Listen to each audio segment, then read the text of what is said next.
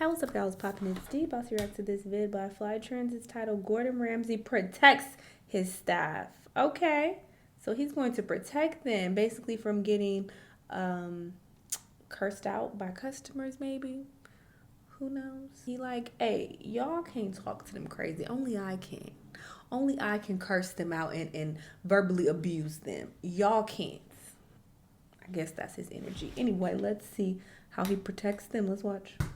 Gordon Ramsay is a household name in the culinary world. The master chef, who has hosted many cooking TV shows such as Hell's Kitchen, Kitchen Nightmares, and The F Word, is known for one thing: his savage remarks. While TV shows showed the world the expertise and brilliance of Gordon Ramsay's culinary skills, they also showed that the popular... One of my ex-friends was on was on a show of his, but she didn't win.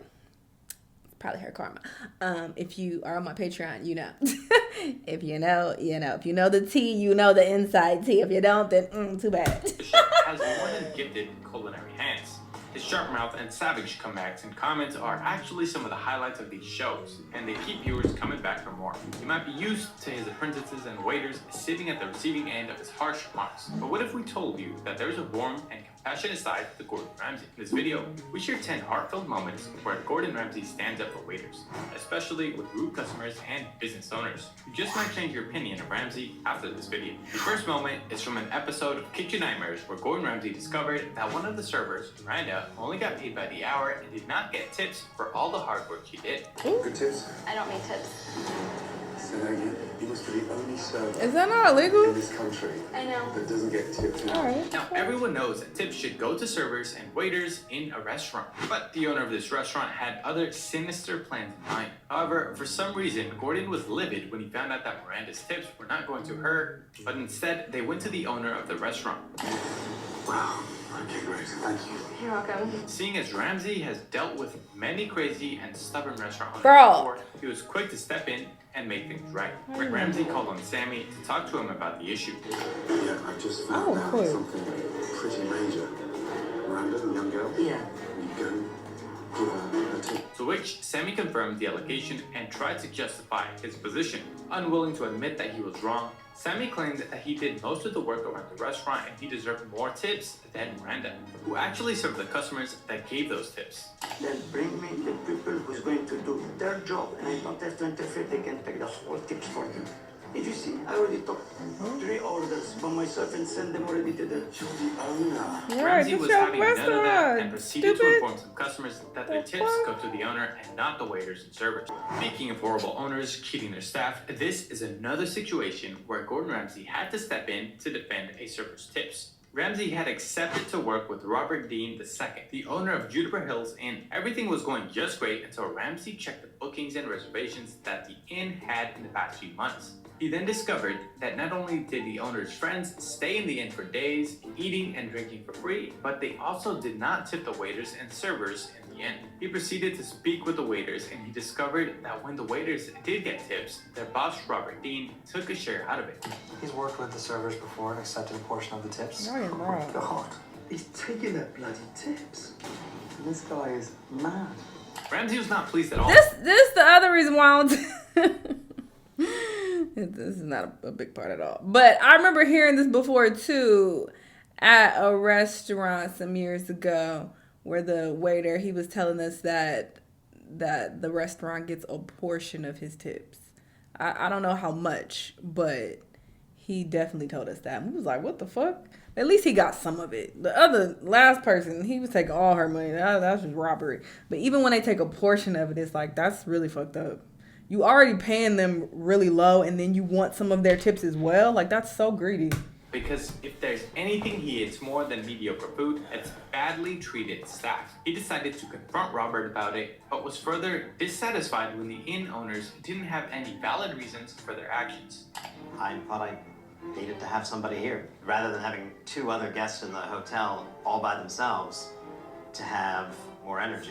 Robert claimed that he only shared tips with the waiters on nights when he worked. He claimed that this approach was his way of teaching the waiters and waitresses to up their service to the point where he does not need to interfere with their work or tips.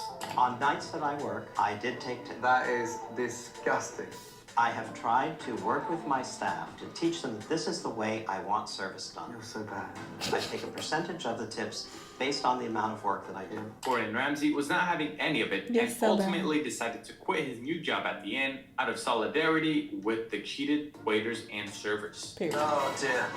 Gordon has left. He thinks I'm stealing my staff's tips. You don't Sometimes think waiters you are. aren't the only ones to get the short end of the stick when it comes to culinary and hospitality industry. This time, Gordon Ramsay did not stand up for waiters, but a chef.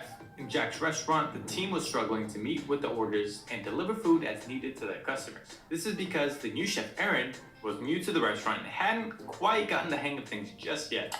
And Aaron, who's only been working at the restaurant for a matter of weeks, Just toast me a croissant. I ate it yesterday. I don't know what that is. now faces the prospect of running the kitchen alone. With his head barely above water, Chef Aaron was unable to have the respect and coordination he needed from the other staff, especially the waiters. Remembering his early days in the business when he could barely figure anything out for himself, Gordon decided to step in and help the chef.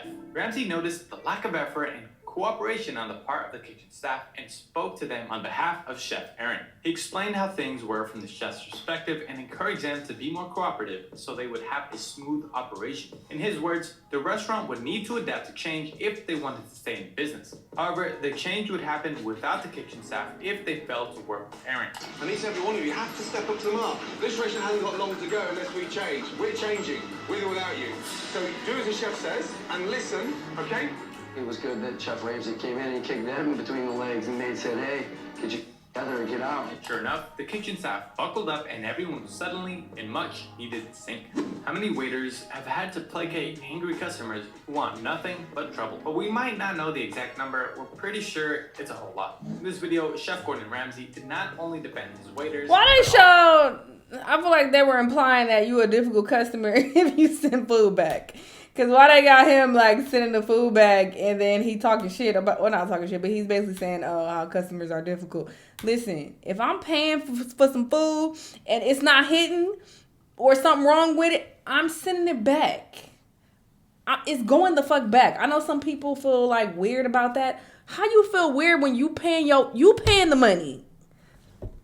How you feel weird about that? I remember my mom used to be like that, going to restaurants with her. Like, she didn't like sending stuff back. Like, even if they got something wrong or if something was like really gross, she just would be like, no, I don't. I'm like, girl, hey, she don't like this.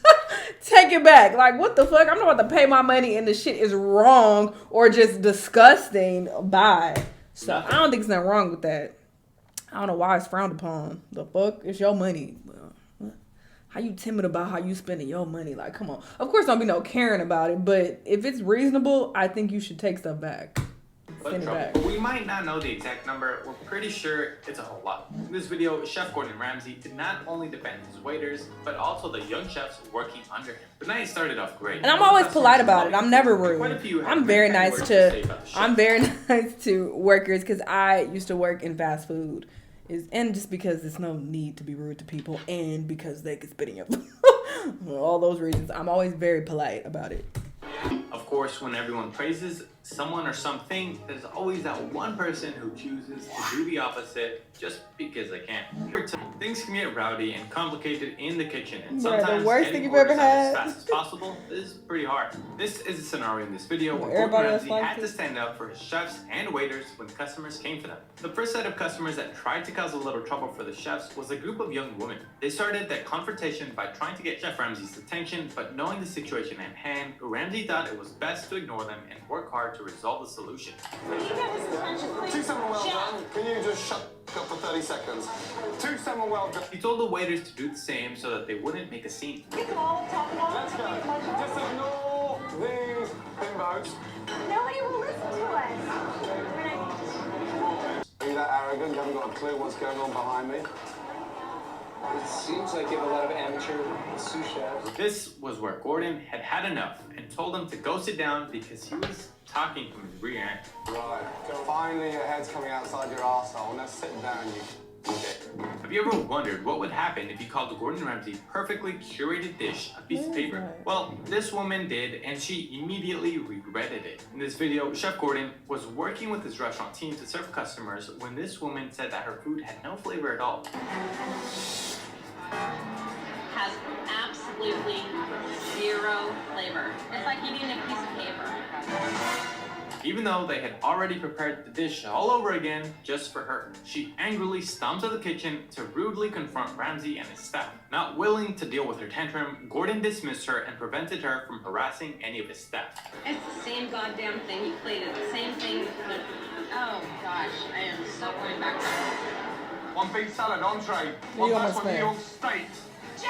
Right, don't whistle at me. I'm not your fucking dog, yeah? You look more like a dog than I do. Oh, I remember seeing Is to have customers come over to the kitchen to complain about the food. He does not take well to this behavior. In this video, Gordon Ramsay stands up for his chefs, I'm gonna use that although insult they if I have get their own whistled at. faults. Their service was slow and customers had to wait over 2 hours without getting their food.